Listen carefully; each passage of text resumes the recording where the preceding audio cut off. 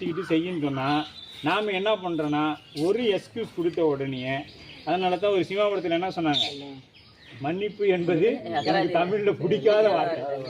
ஒரு இடம் கொடுத்துட்டோம்னா அது அப்படியே என்ன ஆகிடுங்க, வளர்ந்து வளர்ந்து வளர்ந்து வளர்ந்து மேலே வந்துடும். அப்போ சிவபூஜை எடுத்த அன்பர்கள் எக்காரணத்தை கொண்டும், இதில் இன்னும் முக்கியமாக சொல்ல போனால், பெண்கள் அந்த 3 நாளில் சிவபூஜை செய்யலாமா வேண்டாமா? சித்தாந்தம் படித்த மாணவர்களும் தேவாரம் திருவாசகம் படித்து கொண்டு இருக்கக்கூடிய மாணவர்களும் அடியனிடத்தில் ஃபோன் பண்ணி கேட்குறாங்க. நிறைய ஆசிரியர்களிடத்தில் எல்லாருமே கேட்குறாங்க, குருநாதர் இடத்துலையும் கேட்குறாங்க, செய்யலாமா கூடாதா? சிவபூஜை செய்கிற நண்பர்கள் முதல்ல பதில் சொல்லுங்கள். கண்டிப்பாக செய்யணுங்கய்யா, கண்டிப்பாக செய்யணும்.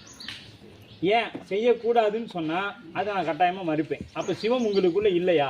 உயிரே வந்து சிவம் சிவம் சிவம் இமைப்பொழுதும் கேவலத்தில் நீங்கள் இருப்பீங்க. எங்கள் ஆன்மா பிறவிக்கு வாராத கேவல நிலையில் இருக்கும் பொழுதும் இறைவன் அங்கே உங்களை